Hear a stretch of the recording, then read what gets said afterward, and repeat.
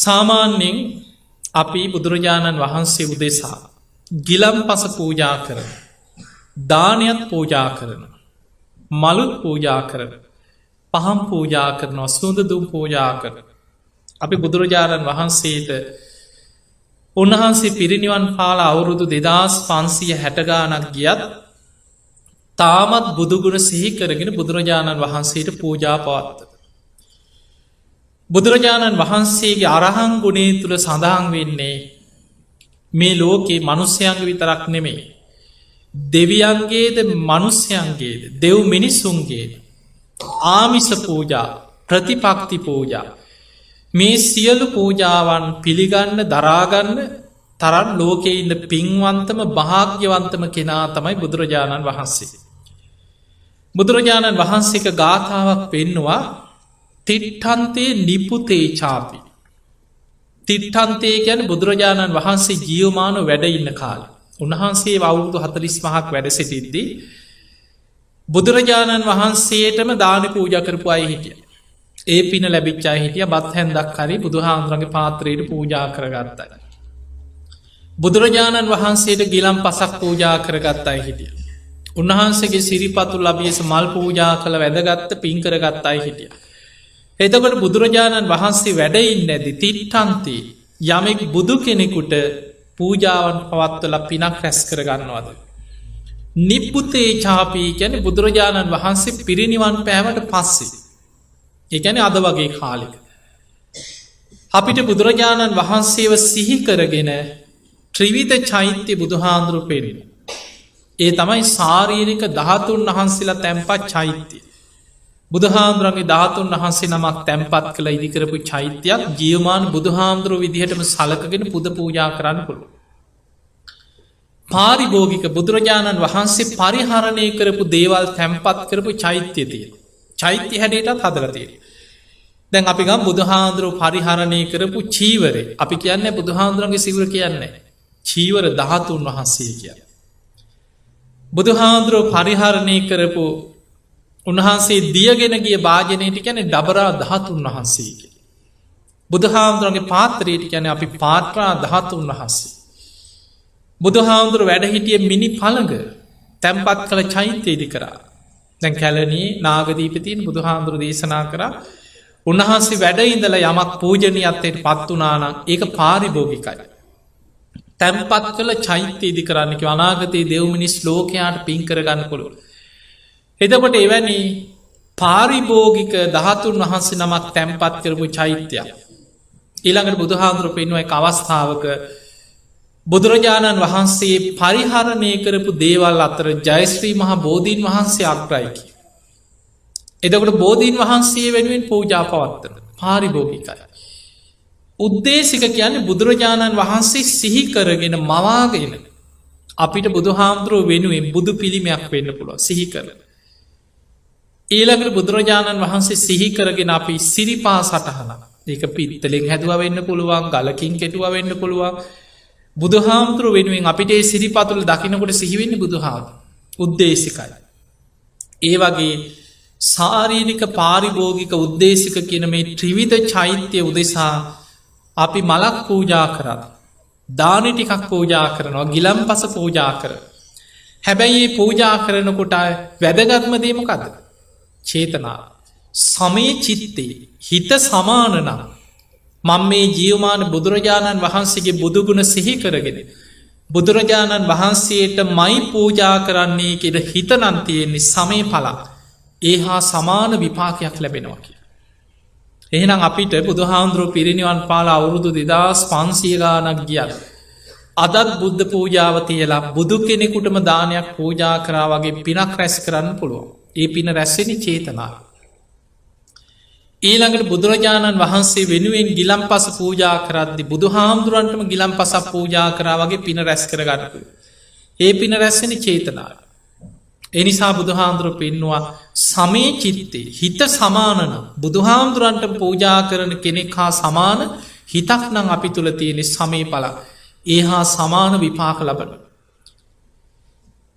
ඒ විදිහට විපාක ලබපු කෙනා සත්තා ගච්ඡන්ති සුග්ගති එහෙම පින්කම් කරගත සත්වයන් සුගති සහිතව නිවන කරා යනවා. ඒ නිසා පින්වතුනි මේ බුද්ධ පූජාව ලේසි දෙයක් නෙමෙයි. නිකන් හිතන්න එපා බුදුහාමුදුරුවෝ පිරිනිවන් පාලා අපරාධෙනි එහෙම හිතන්න එපා සිතුවිල්ලක්. ඒ නිසා අපිට බුදුහාමුදුරන්ට පූජා කරා වගේ පින් කරගන්න පුළුවන්. ධර්මයේ තියෙනවා දක්ඛිනා විභංග සූත්‍රය. මේ දේශනාවේ බුදුරජාණන් වහන්සේ සාංගික දාන විස්තර කරනකොට පෙන්නවා බුද්ධ ප්‍රමුඛ සංඝයාට දන් දෙන්න පුළුවන්. ඒ කියන්නේ බුදුරජාණන් වහන්සේ වඩා හිඳවල සංඝයා කියන්නේ බුදුහාමුදුරන්ගේ ශ්‍රාවක සංඝ පිරිසට දන් දෙනවා. බුද්ධ ප්‍රමුඛ සංඝයාට සාංගික දානයක් දෙනවා. බුදුරජාණන් වහන්සේ පිරිනිවන් පෑවට පස්සේ බුද්ධ ප්‍රමුඛ සංඝයා වෙනුවෙන් දන් දෙන්න පුළුවන් කියලා. ඒ කොහොමද? අද අපි ගෙදරක දානයක් පූජා කරත් දානය අග්‍රම කොටස පූජා කරන්නේ සංඝයාට පූජා කරන්න කලින් කාටද? බුදුහාමුදුරන්. සාමාන්‍ය ලංකාවේ නම් ඔබ දැකලා ඇති දානයකට ස්වාමීන් වහන්සේලා වඩම්මනකොට හාමුදුරුවෝ නෙමෙයි ඉස්සරහින් වඩින්නේ. ඉස්සරහින් වඩම්මන්නේ සදාතුක ධාතු කරන. බුදුරජාණන් වහන්සේ වඩිනවා කියන හැඟීමෙන් මුතු කුඩයක් ඉහළගෙන හිස මත තියාගෙන බොහොම ගෞරවයෙන් ඉදිරියෙන් වඩම්මන්නේ ධාතුන් වහන්සේලා. එතකොට ස්වාමීන් වහන්සේලාට දානි පූජා කරන්න කලින් මුලින්ම පූජා කරන්න බුදුරජාණන් වහන්සේ බුද්ධ පූජාව තියලා තමයි සංඝයාට දානී පූජා කළ සාංගික කරන්න.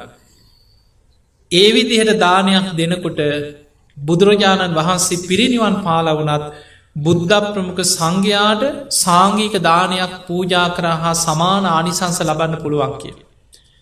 ඒ නිසා මතක තියාගන්න පින රැස් වෙන්නේ වෙන කොහෙවත් නෙමෙයි. පින රැස් වෙන්නේ අපේ චේතනාව තුළ. ඒ නිසා චේතනාව තුළ අපිට පින් රැස් කරගන්න පුළුවන් ක්‍රම ඕනෙ තරම් තියෙනවා.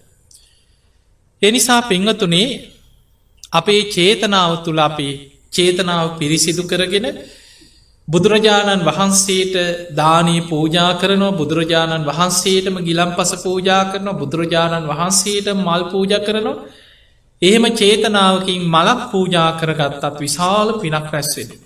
මේ චේතනාවේ බලවත්කම ඔබ ওই විමානවත්වයේ තියෙන සමහර සිදුවීම් අහලා ඇතිනේ. විමානවත්ව කියන්නේ දිව්‍ය ලෝකෙ ඉපදිච්ච දෙවිවරුන්ගේ ජීවිත කතා.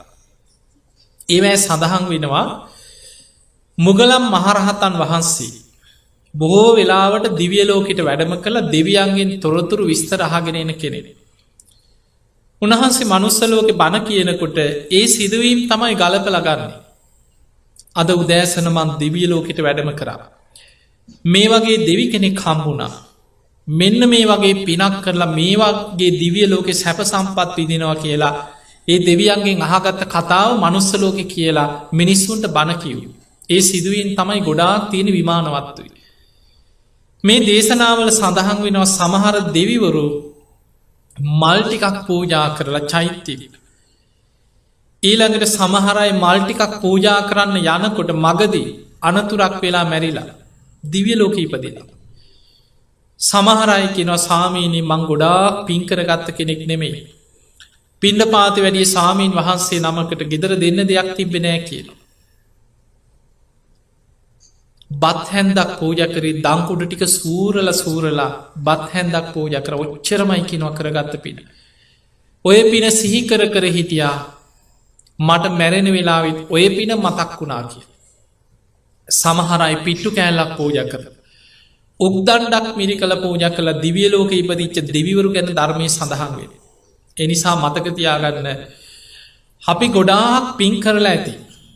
දැන් ඔබේ ජීවිතේ මේ බණහන්න එන්නෙම පින්කම් කරන අයමන ඕන තැනක බණක් සංවිධානය කරන්නේ බණක් අහන්නේ බණක් තියෙනවා කියවහම කොහොම හරි බණහන්න යන්න ඕනෑ කියලා හිතාගෙන සූදානන් වෙන්නේ පින් කරන අය පිනට කැමති අය. එතකොට අපේ ජීවිතවල අපි ඕන තරම් පින් කරලා ඇති.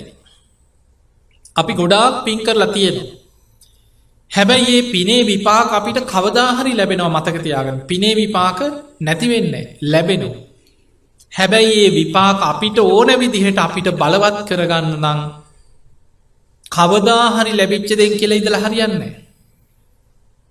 ඒ පින සිහි කරලා ඒ පිනේ විපාක බලවත් කරන්න අපි දක්ෂ වෙන්න. අපි කොච්චර පින් කරලා තිබුණත් පිනේ විපාක බලවත් කරගත්තේ නැත්නම් ඒ පිනට කලින් අකුසලයක් බලවත්වෙන්න පුළුවන් අපිට. මතකතියාගන්න පෘතජ්ජන භාවය කියලා කියන්නේ භයානකයි.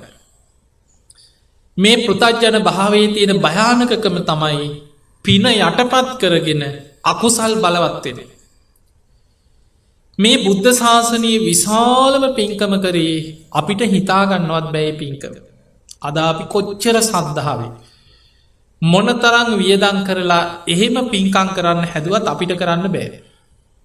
ඒ තමයි අසද්දුෂ්‍ය මහා පින්කම. ඔබ අහල ඇති ඔය පින්කම කරේ කොසොල් රජ්ජුරු.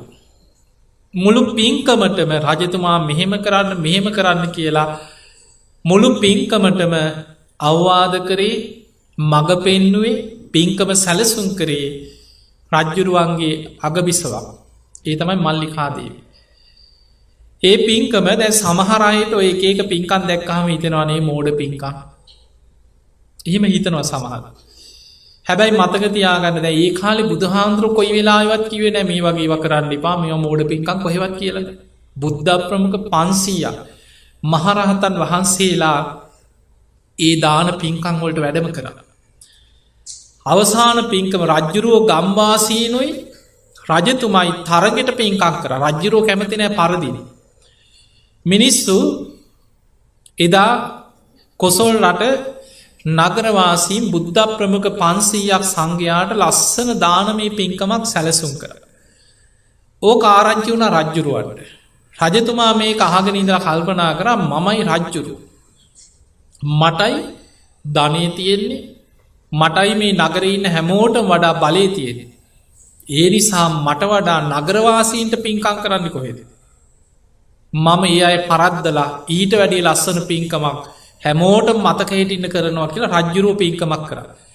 දැන් හිතන්න මේ රජතුමා එතකොට මේ පින්කම කරේ තරගෙටන බොහොම ලස්සනට ඊටත් වනා ලස්සනට වියදං කරලා මල්ලොලින් සරසල සුදුවැලි අතුරලා කොඩිසේසත් නංවල නගරෙම සරසල බුද්ධ ප්‍රමුඛ සංඝයාට 500ක් රහතන් වහන්සේලා වෙනුවෙන් පින්කමක් කර. කරලා රජ්ජුරුව කියන්න ගත්තා ඔන්න මගේ පින්කම. දැන් ඉතින් මාව පරද්දන්න නම් පිනක් නෑ මන්තමයි ලොකුම පින්කම කරේ කියලා රජ්ජුරෝක කියා හිටිය. ටික දවසක් යනකොට නගරවාසී එකතු වෙලා කල්පනා කර අපි රජ්ජුරුවන්ට වඩා ලස්සන පින්කමක් කරන්න. බුද්ධ ප්‍රමුඛ සංඝයාට ආරාධනා කළ රජ්ජුරුව කරාටත් වඩා ලස්සනට නගරේ සරසලා පාරවල් සරසල බුද්ධ ප්‍රමුඛ සංඝයාට ආරාධනා කළ ලස්සනට පින්කමක් කරන්න. රජ්ජුරුවන්ට හිතුනා මං පැරදුනා. මට වඩා ලස්සනට මට වඩා අලංකාරවත් විදිහට මේ නගරවාසයෙන් පින්කම කර. දැ රජ්ජුරුව එදා කනස්ස පින්කමකාරජ්ජු නම සතුටු එන්න එප. හැබැයි රජ්ජුරුව ඒ වෙන සුවාන් වෙලා හිටිය නෑ පෘතජ්ජන රජ්ජුරු. රජ්ජුරුව දැම් මේකට දුක්කෙවී ඉන්නවා මං පැරදුනා කියල. මල්ලිකාදේවිය කිව්වා රජතුමනි රජතුමා පැරදුනා නොවෙයි. රජතුමාටයි බලය තියෙන. රජ්ජුරුවට පුළුවන් ඔයිට වැඩිය ලස්සන පින්කමක් කර. හරි කරම කියලා ඊටත් වඩා අමාත්‍යවරු යොදෝල නගරේම සරසලා බුද්ධ ප්‍රමුඛ 500ක් මහරහතන් වහන්සේලාට තවත් ලස්සන පින්කමක් කර. දැන්ගේ පින්කම කරලා රජතුමා දැන් අහනවා මගේ පින්කමනීද විශාලම් පින්කම ඔහු රජතුමනි කිය. දැන් රජ්ජුරුවන්ට ඊට වඩා දෙයක් නෑ. ටික කාලයක් යනකොට නගරවාසින් හිතුව අපි රජ්ජුරුවන්ට වඩා ලොකුවට පින්කමක් කරන්න ඕන කිය. තවත් පින්කමක් කර. කොහොම තරගයක් වගේ ගිය. අන්තිමට රජ්ජුරුවෝ හිතුවා මං පැරදුනා. මාලිගාව බොහොම දුකෙන් ඉන්නකොට මල්ලිකාදේවිය කිය රජතුමනී මම පින්කමක් සැලසුම් කරන්න. රජතුමාව කවදාවත් පරද්දන්න බැරි පින්කමක්හි. එහෙම කියලා මල්ලිකාදේවිය තමයි පින්කම සැලසුම් කරේ. ඒ තමයි නගරවාසීන්ටයි හිතන්නවත් බැරි පින්කම. රජ්ජුරුවන්ගේ ඇත්ගාල හිටිය කියන ඇත්තු 500. ඒ ඇත්තු 500 දෙනාම ලස්සනට සැරසුවා. එක ප්‍රශ්නයක් ආවා එක ඇතෙක් මද කිපිලා. ඒ වෙලාවේ දැම් මේ පින්කමට උපදෙස් ගන්නකොට ඉරිදි බල සම්පන්න මහරහතන් වහන්සේලාගේ උපදෙස් ගන්න. සාමීනී අපි මෙහෙමයි පින්කම කරන්නේ, අපි මෙහෙමයි පින්කම කරන්නේ. අපි හිතාගෙන ඉන්නවා කියලා බුද්ධ ප්‍රමුඛ 500ක් මහරහතන් වහන්සේලා ලස්සනට මලින් සරසලා මල් වලින් හදපු මණ්ඩප මත තමයි වඩා හිඳෙන්නේ. ඒ හැම රහතන් වහන්සේ නමකටම පසුපසින් ඇතෙක් සර්වාභරණයෙන් සරසලා හොඬ වැලෙන් මුතු කුඩයක් අල්ලගෙන ඉන්නවා ඒ දානේ වළඳලා අවසන් වෙනකල්. ඒ වෙලාවේ එක ඇතෙක් මද කිපිලා මහරහතන් වහන්සේලා ඉරුදියෙන් බලලා උපදෙස් දුන්නා දේවිය කලබල වෙන්න එපා. ඔය ඇතාව සරසලා අරගෙන එන්න කිව්වා. කිසි අනතුරක් වෙන්නේ නැහැ. එකම රහතන් වහන්සේ නමක් ඉන්නවා කීවා හස්තීන් පවා දමනය වෙන. ඔය ඇතා මීක් නැතුව ඉඳී කීවා අංගුලිමාල මහරහතන් වහන්සේ පිටිපස්සෙන් හිටවන්න කිව්වා. අවසානයේ මේ මදකිපිච්ච හස්තියා සර්වාභරණයෙන් සරසලා ගෙනල්ලා අංගුලිමාල මහරහතන් වහන්සේ ළඟට ගේනකොට ඈතදිම උන්වහන්සේ දකිනකොට එහෙම දමනය වුණා කියලා. දාන ඉවර වෙනකන් හෙල්ලෙන්නේවත් නැතුව මුතුකුඩිය අල්ලගෙන හිටියා කියන අංගුලිමාල මහරහතන් වහන්සේගේ තේජස නිසා. ඒ විදිහට ඇත්තු 500ක් දැන් නගරවාසීන්ට ඇත්තු ඉන්නවා. ආභරණ වලින් සැරසුවා. ලස්සන කුමාරිකාවරු 500 දෙනෙක් ආභරණ වලින් සරසලා සුවඳ ගහන තෙල් වර්ග ඒ කාලේ තිබ්බ ආලේපන ගල්වලා 500ක් රහතන් වහන්සේලා ඉදිරිපස එකක් පසකින් දානි වළඳලා අවසන් වෙනකන් ඒ හරිය සුවඳවත් වෙන්න වන්දනා කරගෙන හිටියා කියන වැඳගෙන ඉන්නවා දානි වළඳලා අවසන් වෙනකන් ඒ ටික සුවඳවත් වෙන්නේ. එතකොට ඒ විදිහට පුදුමාකාර ඒ පින්කමේ තියෙන ඒවා කියාගෙන ගියොත් හිතන්නවත් බෑ. එතකොට ඔය වගේ විශාල පින්කමක් තමයි අසද්දුෂ්‍ය මහා පින්කම කියන්නේ. අසද්දුෂ්‍ය කියන්නේ ඒක හිතන්නවත් බැරි පින්කම.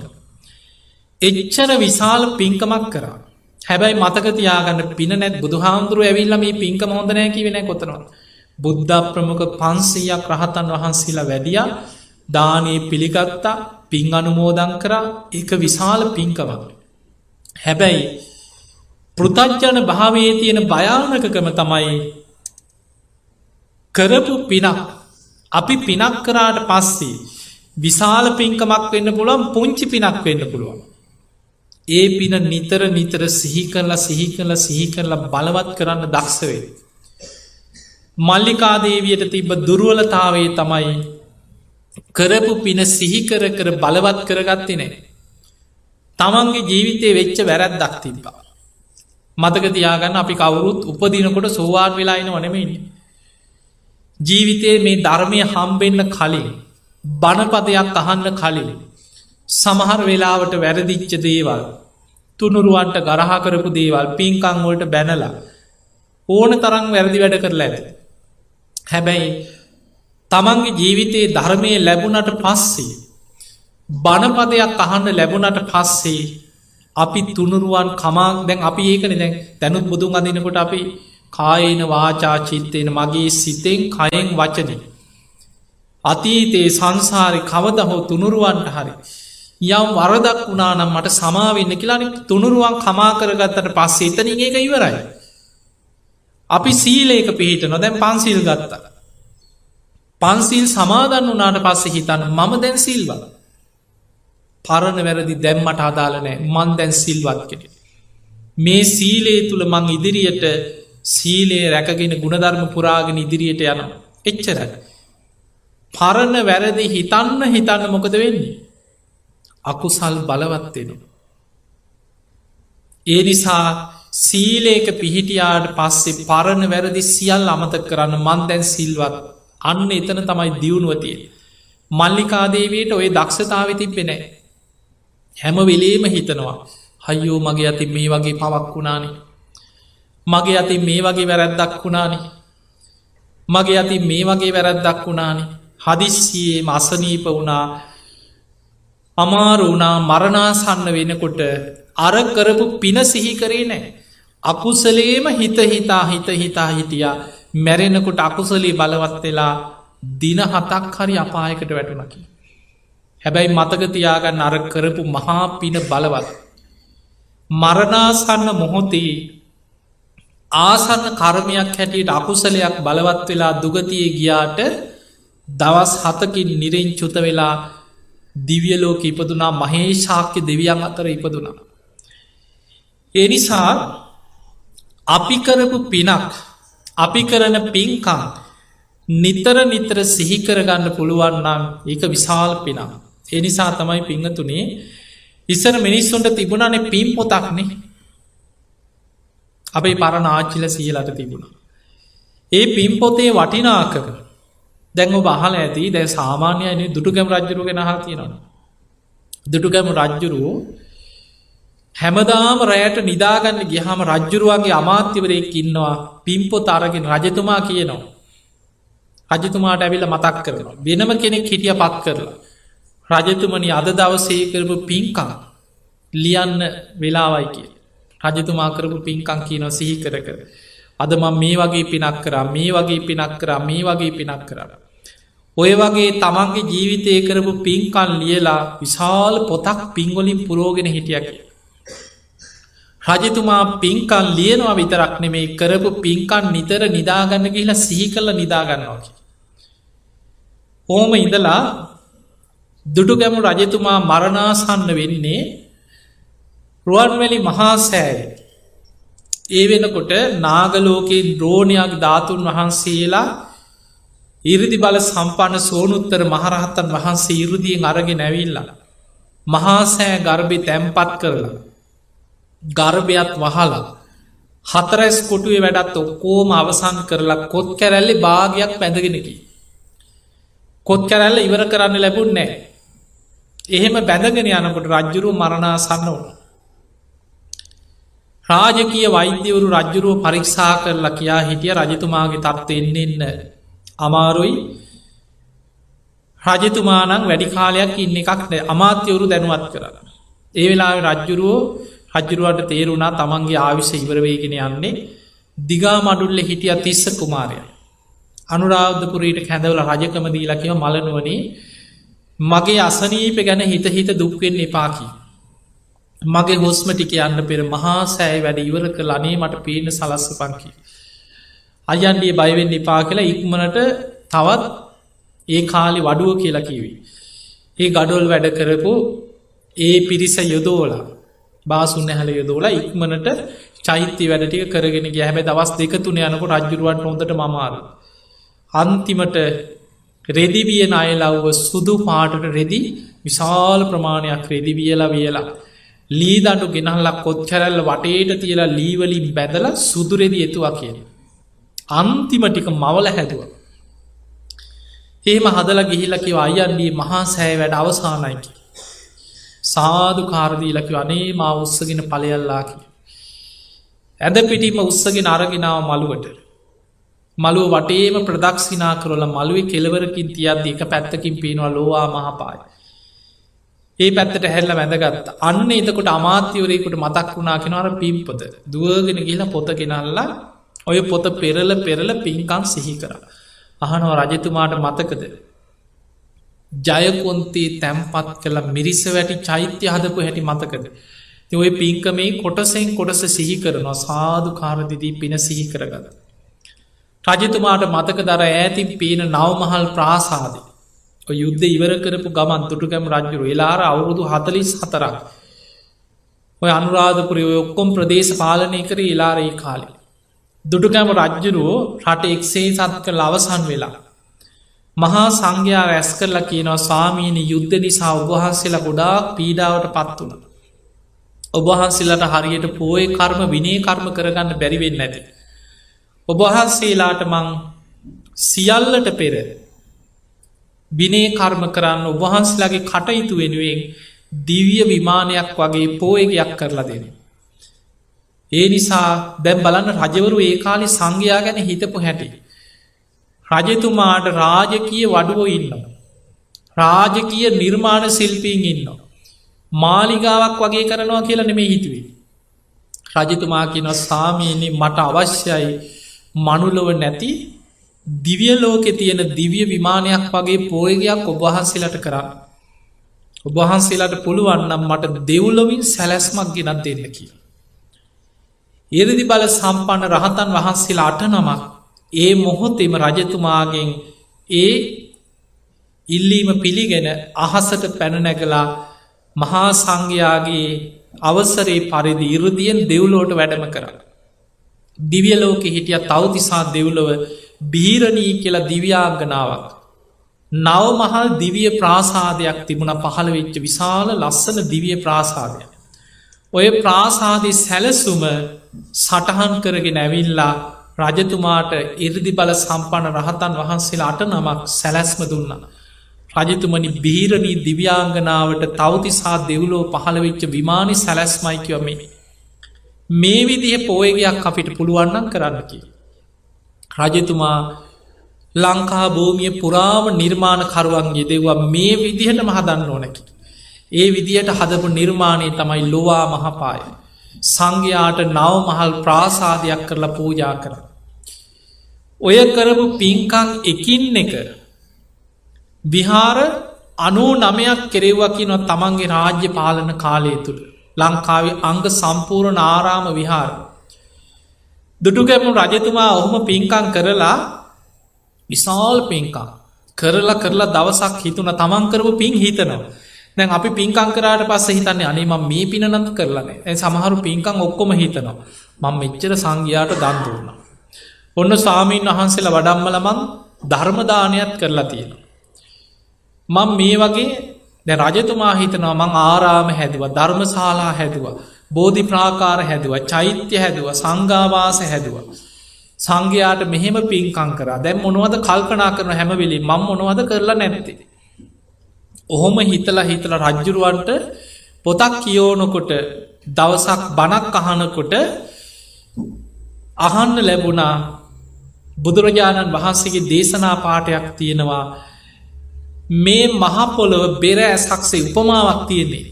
මේ මහ පොළොව බෙර ඇසක්සේ සමතලා කරලා එහා කෙළවරේ ඉඳන් මෙහා කෙරවලට සංඝයා වඩා හිඳවලා සංඝයාට දන් දෙනවා. එහෙම සංඝයාට දන් දීලා සංඝයා උදෙසා 3 සිවුරු පාත්‍ර පූජා කරනවා. සංඝයාට දන් දීලා සිවුරු පාත්‍ර පූජා කරනවා. එතකොට මේ විදියට සිවුරු පාත්‍ර පූජා කරලා යම් පිනක් රැස් කරනවද ඒ සියල්ලට වඩා සතර පද ගාථාවකින් ධර්ම දානයක් ධර්ම දේශනාවක් කරනවා නම් ඒකේ පින අර දානයට වඩා ප්‍රබලයි කියලා. සබ්බ දානං ධම්ම දානං ජිනාති කියලා බහලා ඇති. සියලු දානයන් අතර අග්‍රම දානය තමයි ධර්ම දාන පින. ඉතින් බුදුරජාණන් වහන්සේ දේශනා කරා තව එක තැනක අටුවාවේ සඳහන් වෙනවා අහස උසට අටපිරිකර කන්දක් හදලා පූජා කරනවට වඩා සතර පද ගාථාවකින් ධර්ම දේශනාවක් කරන්න පුළුවන් නම් ඒකේ පිනේ සියල්ලට වඩා බලවත් කියලා. එතකොට ඔය විදිහට ධර්ම දානයේ පින ගැන දැන් රජුරු අහලා තිබුණා. රජතුමාට හිතුණා මං හැම පින්කමක්ම කරලා තියෙනවා ධර්ම දානයේ තමයි මං කරලා නැත්තේ. ඒ කියන්නේ සංඝයාලව ධර්ම දානි දීලා තියෙනවා. රජතුමාට ආසාවක් ඇති වුණා මට බණක් කියන්න පුළුවන් නම් මම බණක් කියන්න ඕන කියලා හිතුවා. එහෙම හිතලා රජුරුව මොකද කරේ? මහා විහාරේ හිටිය ස්වාමීන් වහන්සේලා රැස් කරලා කිව්වා ස්වාමීනි මට ආසයි මං ධර්ම දානයේ හැටියට සංඝයාලව බණ කියවලා තියෙනවා. මට බණක් කියන්න ආසයි මගේ වචනේ. හොඳයි කිව්වා. එහෙනම් මිනිස්සුන් අඩබෙර ගහලා රැස් කරලා රජුරුව ජේතවන මළුවේ රජතුමා බණක් කියන්න කිව්වා. සංඝයාත් ඉන්නම් කිව්වා. ස්වාමීනි එහෙනම් මං සූදානම් වෙන්නම් කියලා රජතුමා මොකද කරේ? දැන් දවස් ගාණක් රජ්ජුරුවෝ ඒ වෙනකොට මහා මංගල සූත්‍රය කටපාඩම් කරගත්තා. ගාථාවෙන් ගාථාව අර්ථ සංඝයාගෙන් අහලා පාඩම් කරගත්තා. එහෙම පාඩම් කරගෙන සූදානම් වෙලා දැන් බණ කියන්න ලෑස්ති වුණේ මහා මංගල සූත්‍රය. රජතුමා පිරිස එකතු කරලා භික්ෂූන් වහන්සේලා රැස් කරලා රජතුමා දැන් සාමාන්‍යයෙන් බොහොම ගෞරවයෙන් ගිහිල්ලා මහා සංඝයාට වන්දනා කළ චෛත්‍යයටත් වන්දනා කරලා ධර්මාසනයේ වාඩි වුණා. දැන් ඔක්කොම කටපාඩ. මහා මංගල සූත්‍රෙත් කටපාඩ.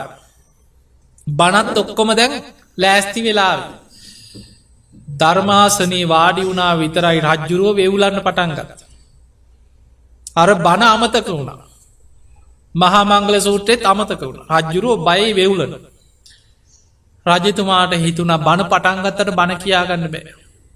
රජතුමාට හිතුනා බුදු කෙනෙකුගේ මේ ධර්මය මේ බණපද මොනතරන්නම් ආශ්චරිමත්ද. මම කාට බය කෙනෙක්ද රටේ රජ්ජුරු රට එක්සේ සත් කරපු රජ්ජුරු. හැබැයි මට බණපදයක් කොච්චර පාඩන් කරගෙනාවත් මේ පිරිසාතරේ මට බණක් කියාගන්න බෑ. මේ ධර්මයේ දේශනා කරන ස්වාමීන් වහන්සේලා මොනතරං ආශ්චර්යයක්ද. ඒ වෙලාවෙ රජ්ජුරුව ධර්මාසනින් බැහැලා ධර්මාසනයට වන්දනා කළ රජ්ජුරුව තීරණය කරලා කියනවා ස්වාමීනයේ ලංකා භූමිය පුරාම දහම් දෙසන සියලු සාමීන් වහන්සේලාට මගේ ගානේ රාජ්‍ය අනුග්‍රහයෙන් ධර්ම පරිස්කාර පූජා කරන්න අද පටන්මං කටයුතු කරන. අද පටන් ලංකා භූමිය පුරා දහම් දෙසනු සාමීන් වහන්සේලාට මම තුන්සිවුරු පාත්තර ධර්මදානය පිණිස මගේ ගාන ධර්ම පරිස්කාර පූජා කරනවාකි. එතකොට ඔය වගේ මහා පින්කරගත් රජ්ජුරු මරණ මංචකේ අර කරගත්ත පින්කං එකින් එක සිහිකර කර දුන්. දැන් රජ්ජුරුවෝ සාධු කාරදිදී අර පින්කන් සිහිකර. එහෙම පින්කන් සිහිකරනකොට අර පින්පොතේ දැන් රුවන්වැලිසෑය පුංචි පිනන්ද. අද වෙනකොට ලෝකයේ තුන් ලෝකෙම දිවිය ලෝකෙවත් බ්‍රහ්ම ලෝකෙවත් නාගලෝකෙවත් වෙන කොහෙවත් ඒ තරත් ධාතුන් වහන්සේලා ප්‍රමාණයක් එක තැනක තියෙන චෛත්‍යයක් නෑ. එදා බුදුරජාණන් වහන්සේ පිරිනිවන් පෑවට පස්සේ. ඒ ධාතුන් වහන්සේලා සමසේ ද්‍රෝණ අටකට බෙදල දුන්නට අද වෙනකොට එක ද්‍රෝණයක්ම එකම තැනක තියෙන එකම චෛත්‍යයි තියනේ තමයි රුවන්වැලි මහාසෑ. එතකොට ඔය කරපු පින්කං ඔක්කෝම සිහිකර අර පින්පොත කියෝනකොට සාධු කාරදිදි ඔය පින් ඔක්කෝම සිහිකර. අන්තිමට පින්පොතේ එක පිනක් තිබුණා දුඩුගැමුට රජතුමා යුද්ධ කරන අතරතුර කැලේ අතරමං වෙච්ච දවසක තමන් බඩකින්න ඉඳගෙන තමන්ගේ බත්පත ඉරිදි බල සම්පන්න මේ මහරහතන් වහන්ස තුල්ල පිණ්ඩ පාතික තිස්ස කියන මහරහතන් වහන්සේට දන්දීලා තමන් කුසගින්න හිටපු පින්කම. එදා දවසම රජ්ජුරෝ බඩකින්න හිටපු දවසක්. සතුරු සේනාවන්ට කොටුවෙච්ච දවසක්. කැලේ හැංගිච්ච දවසක්. හැබැයි තමන්ගේ බත්පත දන්දීලා තමන් කුසගින්න හිටිය සංඝයාට දන්දී. අර පින්කං ඔක්කෝම සිහිකර සිහිකර යනකොට රජ්ජුරුවන්ට හිතුනා මේ කරපු පින්කං ඔක්කොමත් හරි රුවන්වැලි සෑය ලෝවා මහපාය මිරිස වැටිය මේ හැම පින්කමක්ම මංකරේ රජකං කරනකොට බලය තියෙනකොට. මට සේවකයෝ අමාත්‍යවරු කියන ගමන් මේවා කරන්න ඕන තරම් පිරිස හිටිය. හැබැයි මහා කැලේ අතරමං වෙලා කුසගින්නේ කන්න නැතුව සතුරන්ට කොටුවෙච්ච දවසේ. මගේ බත් පතත් මන් දන්දීලා බඩකින්න හිටිය. මං කොච්චර ත්‍යාගවන්තේද කියලා මරණ මංචකි රජ්ජුරුවන්ට අරපින සිහි කරනකොට ඒක ගොඩාක් බලවත් වනා කිය. ඔබ අහල ඇති මරණාසන්න මොහොතක පිනක් බලවත් කරගන්නකොට. ඒ මොහොතෙම කරපු දහසක් අකුසල් යටයක්. මරණ මංචකේ බුදුගුණ සිහිවුණොත් ධර්මය සඳහන් වෙන කරපු දහසක් අකුසල් යටපත්වෙනවා. ඒ වගේ මරණ මංචකේ පින සිහිවෙනකොටම ආසන්න කර්මයක් හැටියට කුසලේ බලවත් වනා රජතුමාට අහසේ පේනවත් දෙවිවරු දිවිය රත හයකින් අහසේ. බොහොම ලස්සනට සැරසිලා දෙවියන් දිවිය රතවලින් අහසේ ඉඳං අඩගහන රජතුමා ඉන්න අපේ දිවිය ලෝකට එන්න අපේ දිවිය ලෝකෙට. ඒ නිසා මතකතියාගන්න මරණාසන්න මොහොතේ පිනක් සිහිකරගන්නවා ගැන ඉතාම වැදගන්න. එහෙම පිනක් සිහිවෙන්න නම් ආමන්දන්නවා ඒක ඒ වෙලාවට කරගන්න. මං ඒක කරගන්නංකු කියලා හිත හිත ඉඳල හරියන්නේ. හැම වෙලාවෙම සිහි කරන්න. මරණ සතිය වඩන්න කියන්නේ ඒකයි. දැන් හුස්ම ටිකයයි තව ටිකකින් යයි අද රෑමැරෙයි හිට උදේ යනකොට ඇදේ පණ ගිහිල්ලා අපි කවුරුත් දන්නේ. ඒ නිසා මරණ සතිය සිහිකර කර කරපු පින් සිහිකර කර බලවත් කරන්න. එහෙම බලවත් කරනකොට ආසන්න කුසලයක් හැටියට ඒ පින බලවත්තේ. දැන් නිකං හිතන්න මෙහෙම. අපි ගොඩාක් පින් කරලා ඇති. හැබැයි අපිට එක පිනක් දෙකක් තුනක් යන්තම් මතක් කරගන්න පුළුවන්. එක පාරට කලබලේ සමහර වෙලාවට කවුරු හරි කතා කර ඉන්න වෙලා එක පාට කවුරු හරි යහන ඔයා කරපු පින්කන් 10ක් කියන්න.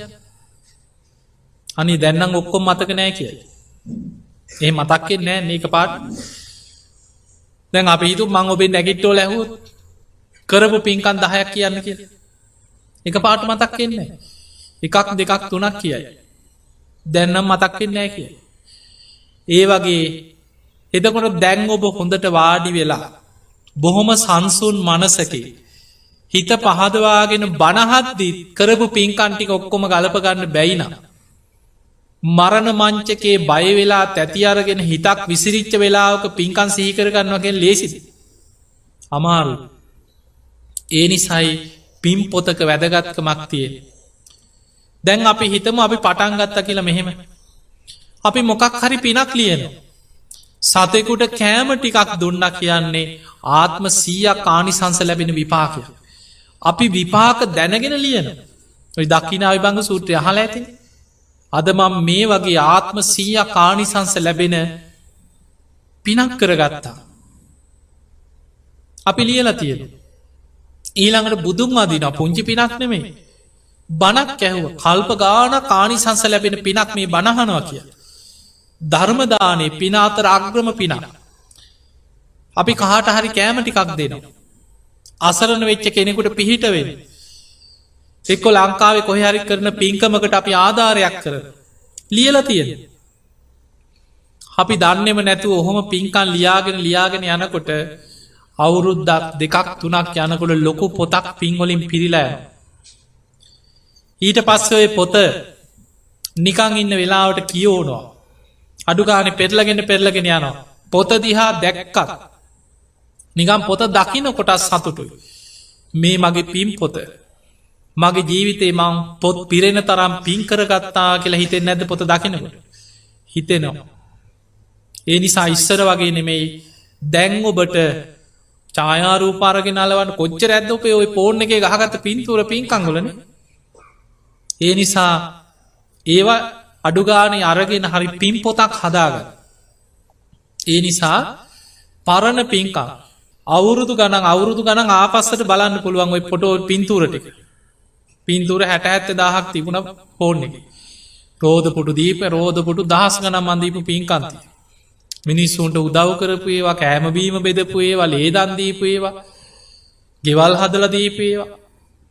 එතකොට ඒවා දකින්නකොට එක පාට සිහිවෙන්නේ අරවා බලාගෙන යනකොට මම මෙහෙම පින් කරා ආසවල් දවස මෙහෙම පින්කමක් කරා මෙහෙම පින්කමක් කරා ඕවා දකින්න තමයි අර පින ආයෙමත් බලවත් වෙවි සිහි වෙවි බලවත් වෙලා එනවා. ඒ නිසා පින්වතුනි පින් පොතක් හදාගන්න. කරපු පින්කම් එකතු කරන්න. පින්තූර අරගෙන අලව ගන්න. ඊළඟට ආධාරයක් කරන්න රිසිට් කොල ටික හරි අරගෙන අලව ගන්න. දැන් සමහර ඔබ සමහර අදහස් අහලා ඇති ඔය පින්කම් කරාට පස්සේ ඌවා කියවන්න ඕනේ නැහැ. අහලා තියෙනව නේද එහෙම?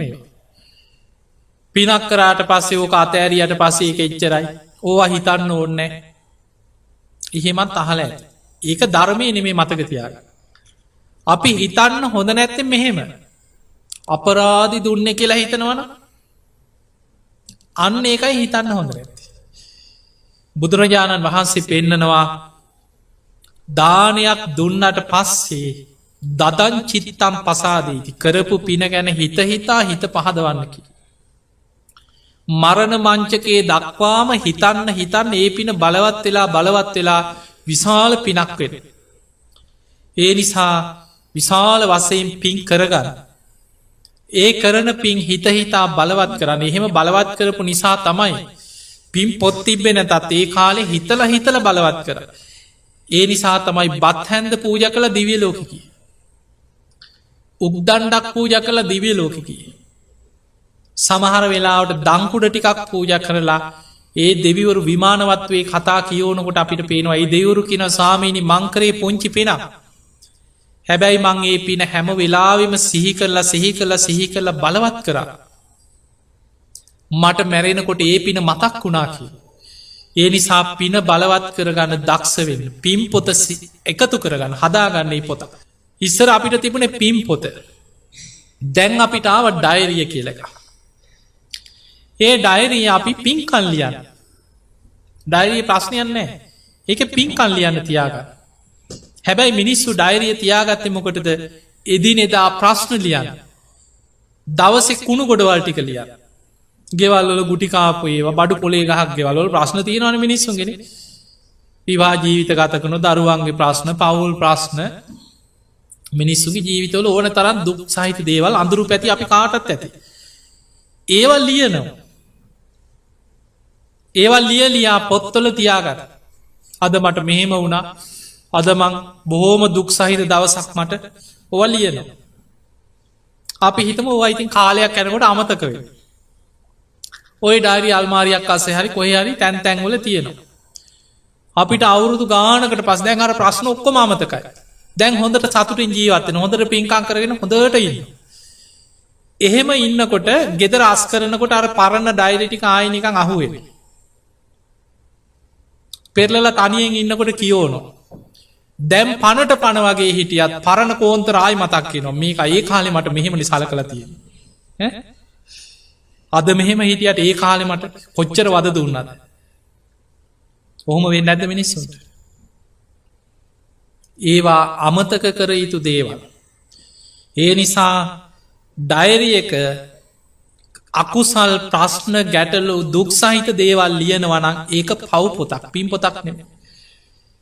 ඒ නිසා අකුසල් කියලා කියන්න බලන්න දැම් මේ අපි කතා කරන ටික හැම බුදු කෙනෙක්ගේම දේශනාව කැටිවෙන්න ඔතන්ට සබ්බ පාපස්හා කරන සියලු පාපි අකුසල් වලින් වලකින්න වෙච්ච වැරදි ලියලියා එකතු කරන්න එපා ඒවා හිතෙනුත් අයින් කර අකුසල් වලින් වලකිනවා කියන්න ඒවා හිතන්නත් එපා හිතෙනුත් අයින් කර කුසලස් උප සම්පදා කුසල් කරන්න පින් කරන්න කරපු පින හිතහිතා බලවත් කර ඒක තමයි පින් පොතෙන් කර පින් කරනවා කරපු පින හිතහිතා බලවත් කරනවා සිහි කරනවා එක බලවත් කරගන්න සචිත්ත පරියෝධපනන් තමන්ගේ හිත දමනය කරන අකුසලේ මුදෝල කුසලේ තුළ හිත දමනය කර අකුසලේ වැඩෙන්න්න දෙන්න කුසලයක් තුළ හිත පවත්තද ඒ තම් බුද්ධානු ශාසන මේක තමයි හැම බුදු කෙනෙක්ගේ මනුශාසනාව හරය ඒ නිසා ජීවිතේ පින කියන එක රැස් කරන්න අකුසලේ සම්පූර්ණයෙන් අමතක කරන්න අපිට අකුසල් අමතක කරන්න නම් හොඳම උදාහරණය තමයි අංගුලිමාල මහරහතන් වහන්සේ දැන් හිතන්න ජීවිතය අපිට අමතක කරන්න තියෙන මොනවද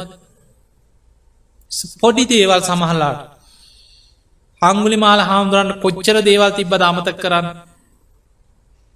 සිවුර පරෝගත්ත කියලා කරපු ඔක්කෝම වැරදිවලින් හරිගියාද කෙනෙකුට හිතෙන්න්න පුළුවන් අච්චර මිනී මරල අච්චර පව්කං කරලා මිනිස්සුන්ට කඩුවාරගෙන කොටලා ඇගිලි කපලා සිවුරක් පොරෝගත්තකම ඔක්කොම හරිද කියලා හිතනවන සමාරුණ එහෙම හරිගිය නෑ අංගුලිමාල හාන්දුරු දැම් පැවිදි වුණා පැවිදි වෙලා පින්ඩ පාත යන මිනිස්සු ගංගුල රැකලා ඉන්නවා පොළුවරගෙන ඉන්නවා මිනිස්සුන්ට කේන්තිය තියෙන අන්නේනවා අපේ අයිය මරල ඇගිල්ල කපපු එක අන්න අපේ සහෝදරයන්ට ගෙවල්ලෝට පැන්ලක් කොටල ඇගිලි කපාගත් එකයිනවා මිනිස්සු හැංගිලා පොළුවලින් ගල්වලින් ගහන අංගුලිමාල හාමුදුරගේ ජීවිතයේ පැවිදි වෙච්ච දවස හිතාගත් අධිෂ්ඨානයක් තියෙන ඒ තමයි මං අලුතෙන් ඉපදුනා කියල හිතාගත් අරියායි ජාතියා ජාතු ආර්ය ජාතියේ බුද්ධ ශාසනය ඉපදුනා කළ හිතාගත් පරණ ජීවිතයේ සම්පූර්ණයෙන් අමතක කර එහෙම අමතක කළ හිතුව මං අලුතෙන් ඉපදුනා එහෙම හිතලා තමන්ගේ ජීවිතේ උදේ පාත්තරය අරගෙන එලියට බහිනකොට හිතනවා කියනවා අද මේ පිණ්ඩ පාත යනකොට මට මිනිස්සු ගල්වලින් ගහයි පොළුවලින් ගහයි බනි නින්දා කරයි අතපයින් ගහයි ඒ හැමෝම සුවපත්තේ මගේ හිතට ඒ කිසිම කෙනෙක් ගැන දවේශ හිතක්කට නොවේවා මට බනින ගහන නින්දා කරන සියලු දෙනා සුවපත්තේවා කියලා මෛත්‍රිය වඩා තමයි අංගුලිමාල ස්වාමීන් වහන්සේ රහත් වෙලා නෑ එතකොට පිණ්ඩ පාතයන් ඉති මිනිස් වට කරගෙන ගහන ලේ පෙරාගෙනනවා කිය කිසිම කෙනෙකුට අඩුගානේ කෙනෙක් ඇවිල්ලා පිටිපස්සෙන් ඇවිල්ලක් පොල්ලකින් ගැහුවත් අංගුලිමාල ස්වාමීන් වහන්සේ හැරිල බලන්න නෑ කියෙන කවුද ගැහුවකි ඒ තරමක මෛත්‍රියක් වැඩ එතකොට උන්වහන්සේ අවසානය අර දරුවෙක් ලැබෙන්නේ හිට පම්ම කෙනෙක් ළඟට ගිහිල කරපු සත්‍යයක් ක්‍රියා කල්පයක් බලවත් සත්‍යයක් ක්‍රියාව ඒ නිසා පිංහතුනේ කෙනෙක්ගේ ජීවිතය තුළ මොන තරං වැරදි අඩුපාඩු තිබුණත් අපිට මේ ජීවිතය වෙනස් කරන්න බැරිම කරුණු පහයිතිය මොනවද ආනන්තරි අකුසල් එතනින් මෙහා ඕනම කෙනෙකුට ජීවිතේ ඕනම අකුසලයක් කුසලෙන් යටපත් කරලා කුසල් බලවත් කරලා ධර්මාවබෝධයකට හිතක් බලවත් කරන්න පුළුව මරණ මංචකේ ගිනිදැල් පෙනිලා අපාය පෙනි පෙනේ හිටපු කෙනෙකුට සාරිපුත්ත මහරහතන් වහන්සේ මරණාසන්න වෙලාවේ ළඟට ඇවිල්ලා පින බලවත් කරලා දීලා බ්‍රහ්ම ලෝකෙම ඉපදුන කවුදේ ධනංජානය අහල ඇති අන්තිම වෙලාවෙ පින්කන් සිහි කරලා අකුසල් යටපත් කළ කුසලේ බලවත් කර ගිනිදල් පෙනිපෙනී හිටපු කෙනෙ ඒ නිසා අපිට පේනවා අන්තිම මොහොතේ හරි අපිට පිනක් සිහිකරගන්න පුළුවන්නං කරපු අකුසල් යටපත් කළ කුසලේ බලවත් කරන්න පුළුවන්කම තියෙන එනිසා මේ ධර්මය තුළ මහා පුදුම ආශිර්වාදයක් රැකවරණයක් අපිට තියෙනවා පිංහතුනේ දැන් අපි හිතමු දැන් මේ දවස්වල දැන් මේ ඔස්ට්‍රේලියාවේ අද මේ අපි මෙහි බණැහුවට විශාල පිරිසක් ලැව්ගිනිවලින් පීඩාවට පත්වෙන එතකොට මිනිස්සු විතරන්නවෙනි සත්තු ඔබ දකින්න ඇති මිලියන ගානම් මන් දැක්ක විශාල පිරිසක් සත්තු මැරිල කියල දාලතිය එතකොට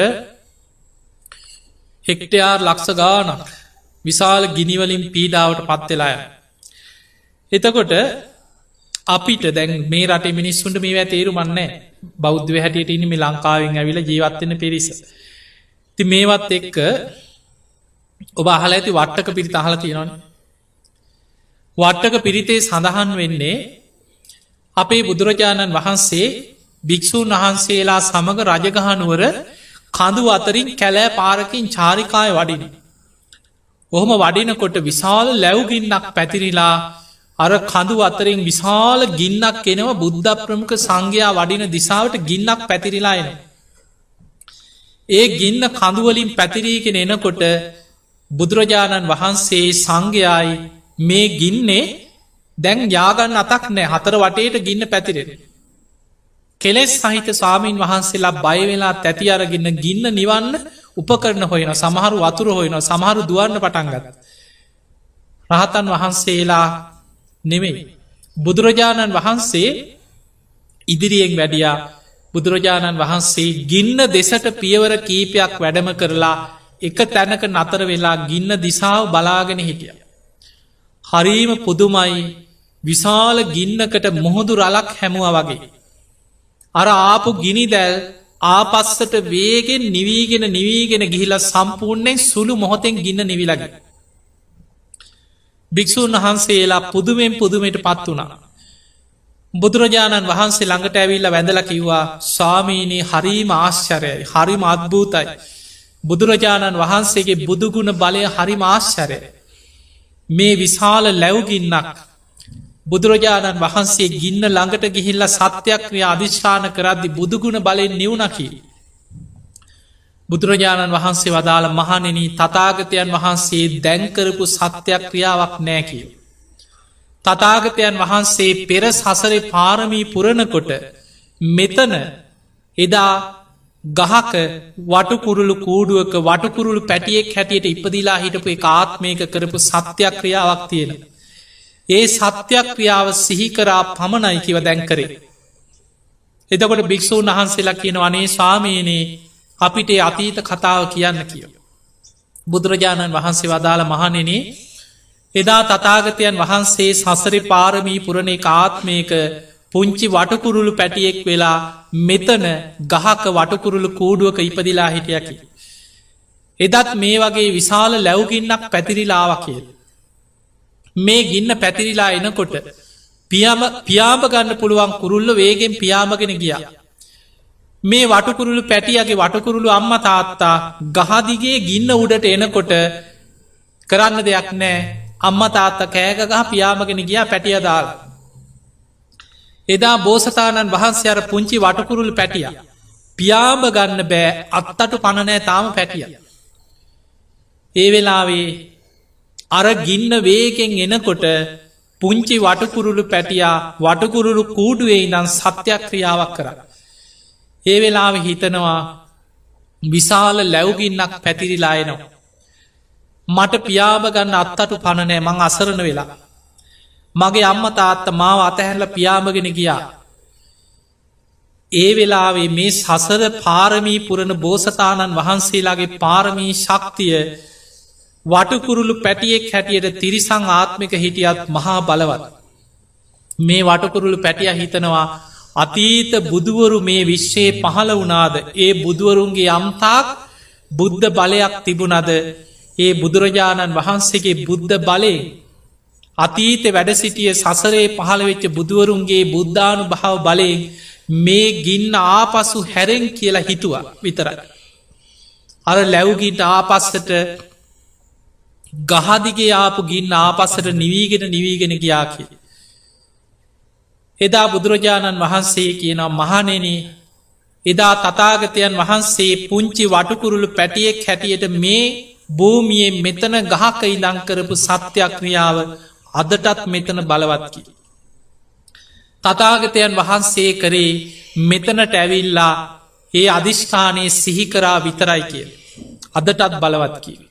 එතකොට ඒ කරපු වටකුරුළු පැටියගේ සත්‍යක්‍රියාව අධිෂ්ඨානි තමයි අද පිරිතක් හැටියට තියෙන වට්ටක පිරිත කිය.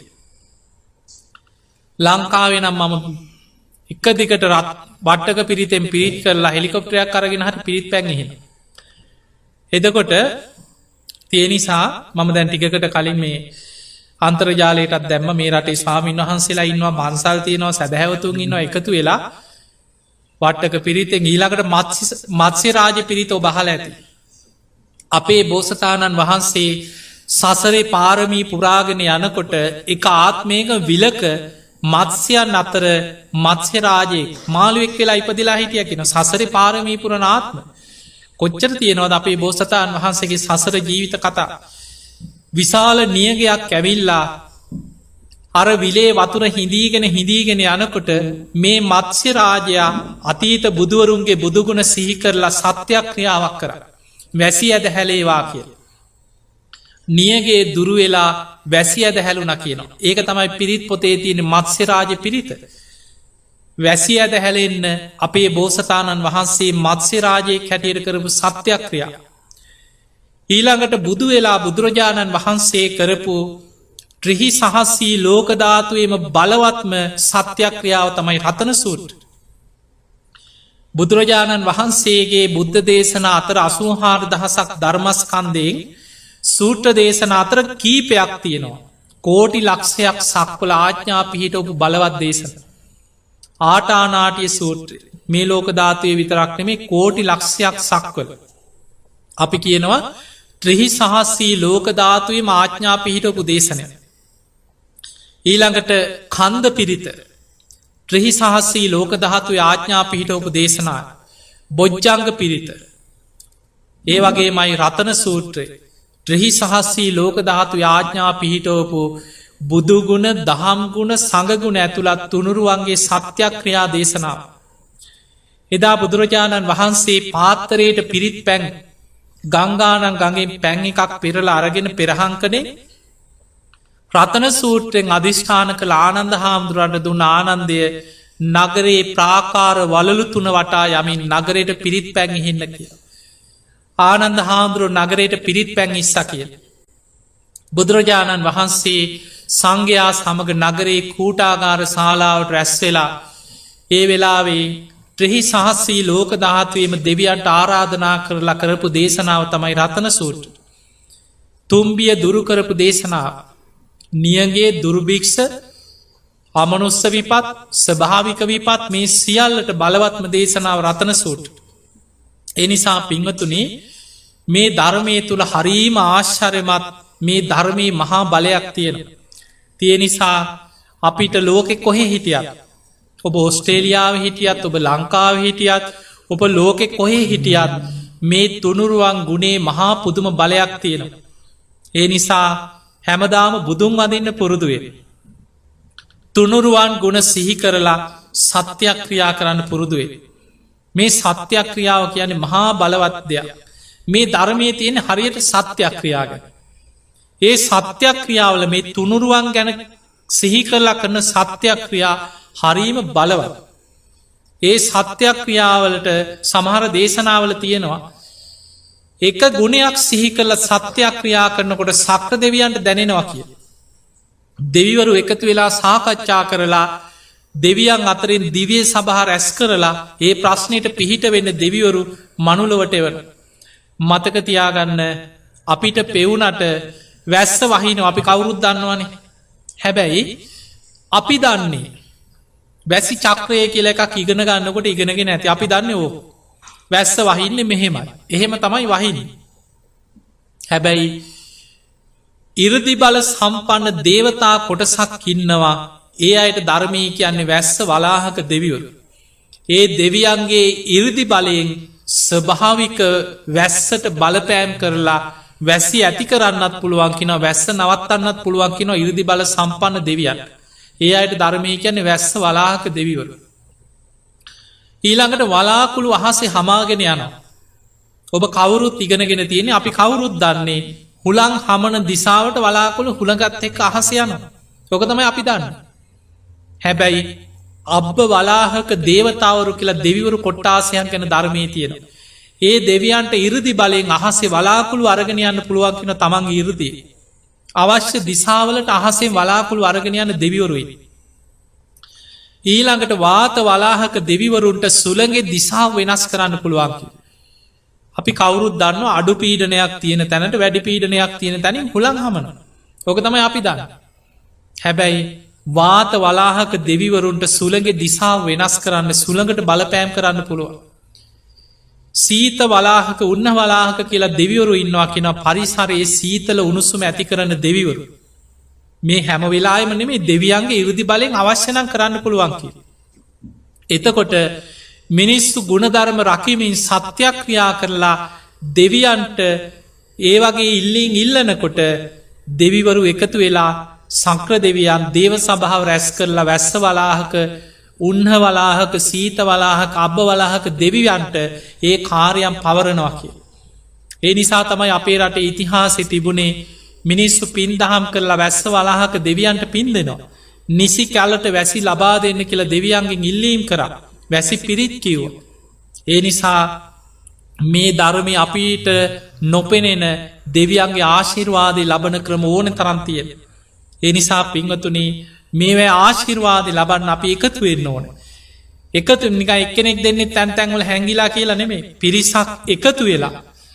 අපි ගම පන්සල්වල එකතු වෙලා එකම වෙලාවක. රටේම මිනිස්සු එකම වෙලාවක් යොදාගෙන. හරීම බලවත්. තිය නිසා කාට හරි පිහිටක් වෙනුවෙන් අපට එකතු වෙලා වැනි දෙයක් කරන්න පුළුවන්නම් මේ රටේ වේවා විශාල පිහිටක් පිළිසරණක් වෙන. ඉතින් එනිසා පිංහතුන මේ ධර්මය හරීම ආශ්චර්යමත් දේවල් තියෙන. දැම් බලන්න සමහර බුදුගුණවල තියෙන බලය ධර්මය සඳහන් වෙනවා ඔබහල ඇති දැන් දේවදත්ත හාමුදුර බුදුහාමුදුරන්ට ගලක් පෙරලුවන් ඒව සංසාරයේ කර්ම විපාකත්තය කාපුය. හැබැයි ඒ ගල පෙරලෙනකොට පොළොවෙන් ඉබේම ගලක් උඩට මත වුණ. අර ගලන බුදු හාමුදුරන්ට ගල පෙරලුන්නේ අර පෙරලිලාපු ගල මේ ගලේ වැදිලා නතරවු. හැබැයි ගල් දෙක ගට්ටනේ වෙනකොට පුංචි ගල් පතුරක් ගැලවිලා ඇවිල්ලා බුදුරජාණන් වහන්සේගේ සිරි පතුලේ වැදිලා ලේ කැටියක් පිරුණා. එතකොට බලන්න බුදුරජාණන් වහන්සේට අනතුර වෙන්න යනකොට ස්වභාව ධර්මයෙන් මතුුණේ. ඊළඟට සමහර තැන්වල මහා පරිනිබ්බාන සූත්‍රය සඳහන් වෙනවා බුදුරජාණන් වහන්සේට පිපාසයි. ආනන්ද හාමුදුරන්ට කියෙන ආනන්ද පැන්ටිකක් අරගෙන. ආනන්ද හාමුදුරුව පාත්තරය අරගෙන යනකොට කරත්ත 500ක් එකොට වෙලා ඒට ටික වෙලාකට කලින් අර වතුර ඔක්කෝම මඩ වෙලා. ආනන්ද හාමුදුරුව හිතනවනේ මං කොහොමද බුදු හාමුදුරන්ට මේ මඩ වතුර පිළිගන්නන්න. හිස් පාත්තරය අරගෙන ආපහු වෙනවා. ඒ වෙලේ බුදුරජාණන් වහන්සේ කියන ආනන්ද ඔබ ආයමත් යන්න. අර මඩවතුර වලළඟට ගිහිල්ල පාත්තරයේ ලංකල්ලා හිතන්න මේ පැන් බුදුරජාණන් වහන්සේටයි පූජා කරන්න කියලා පාත්තරයේ ලං කරන්න එච්චරයි. ආනන්ද හාමුදුරුව ආයමත් ගිහිලනේ මං කොහොමද බුදුරජාණන් වහන්සේට මේ මඩවතුර පූජා කරන්න කියලා පාත්තරයේ ලංකරා මඩවලට බලාගෙනින් නැද්දි අර මඩටික එහෙම යටපත් වෙලා නිල්ම නිල් පාටට වතුර පැහැදිලි වුණු. ඉක්මනට පැන් එකක් පෙරාගෙන ඇවිල් ආනන්ද හාන්දුරු කියනවා පිවතු බන්තේ පානිය පිවතු සුගතෝ පානිය සාමීනී මේ පැන් වලදන් හරි මාශ්චරයයි හිත් පිත් නැති ජලයට පවා මේ බුදුගුණ දැනෙන හැටි හරි මාශ්චරයයිකි. අර මඩ වතුර ටික බුදුරජාණන් වහන්සේගේ පාත්තරයේ ලංකරනවා සමගම පිරිසිදු භාවයට පත් වුණා. එතකොට අපිට පේනවා මේ බුදුගුණ බලෙන් ඔබ අහල ඇති වෙස්සන්තරාත්මේ බුදුරජාණන් වහන්සේ පාරමී පුරපු ආත්මය බුදුවෙන්න පෙර වෙස්සන්තරාත්මේ උන්වහන්සේගේ දාන පාරමිතාව බලයෙන් මහපොලොව හත්වාරයක් කම්පා වනා කිය. ඒ නිසා මහපොලොව බුදුගුණ බලයෙන් කම්පා වෙලා තියෙනවා. එකවාරක් නෙවෙයි. ඊළඟට බෝසතාණන් වහන්සේ මවකුස පිළිසිඳ ගන්නකොට අභිනිස්ක්‍රමණය කරනකොට බුදුවෙනකොට ප්‍රථම ධර්ම දේශනා කරනකොට ආයු සංස්කාර අතහරිනකොට පිරිනිවන් පානකොට මේ හැම වෙලාම දස දහසක් ලෝක ධාතුව කම්පාවුණ. ලෝක ධාතුවේ මාලෝක දහරා විහිදුනා. අකලට වැසිය දැහැලුණ. ඒ නිසා මේ මහපොළොවට ජලයට බාහිර පටවි ආපෝ තේජෝ වායෝ කියන ස්වභාව ධර්මයට ධර්මයේ තුනුරුවන්ගේ ශක්තියෙන් අපිට බලපෑම් කරන්න පුළුවන්. ඒ බුදුගුණවල බලය තාමත් තියෙනවා. තාම ධාතුන් වහන්සේලා ලෝකෙ වැඩඉන්න. බුද්ධ ශක්තිය ලෝකයේ තාම පවතිනවා. තාම ලෝකයේ ජයශ්‍රී මහා බෝධීන් වහන්සේ වැඩඉන්න. අෂ්ට පල බෝධීන් වහන්සේලා දෙදිස් පල බෝධීන් වහන්සේලා ලෝකෙ පවතිනවා. ඒ නිසා ඒ සියලු තුනුරුවන්ගේ බලය තුනුරුවන්ගේ ඒ අනන්ත ගුණානු භාව බලය අපි කවුරු සිහි කරලා අධිෂ්ඨාන කර මොකද එන්න ලෝකයේ ස්වභාවික විපත් වැඩි වෙන කාලයක්. මිනිස්සුන්ගේ ආවිස වේගෙන් පිරිහිලා අපි දැන් ජීවත්වයන්නේ මිනිස් ආවිස අවුරුදු 70ට 60ට පිරිහීගෙන යන කාලෙක. අනාගතයේ තවදුරටත් ආවිස පිරිහෙන්න අධර්ම රාගේ විෂම ලෝබයේ මිත්‍යා ධර්මය ලෝකෙ බලවත්වෙන. අකුසල් බලවත් වෙනකොට දෙවියන්ගේ රැකවරණ මිනිස්සුන්ට අහිමි වෙන. ඒ නිසා යම් මට්ටමෙන් හරි ධර්මය පිහිටක් ධර්මී පිහිටන කෙනාට ලැබෙනවා. ඒ නිසා පිංහතුනේ අනාගත ලෝක එන්න අකුසලයෙන් වැහිලගියත් තාම බුද්ධ ශක්තිය බුද්ධ බලය ලෝකයේ තියෙනවා. ඉතින් එනිසා ඒ තුනුරුවන්ගේ අනන්ත ගුණානු බලයෙන් මහා වැසි ඇදහැලේවා මනුස්්‍යයන්ට සතා සිව්පාවන්ට මේ ඇතිවෙන පීඩාවන්ගෙන් ඒ සියලු දෙනාට යහපත තුනුරුවන්ගේ ආශිර්වාදයම ඒ අයට සුවපත් භාවය සැලසේවා.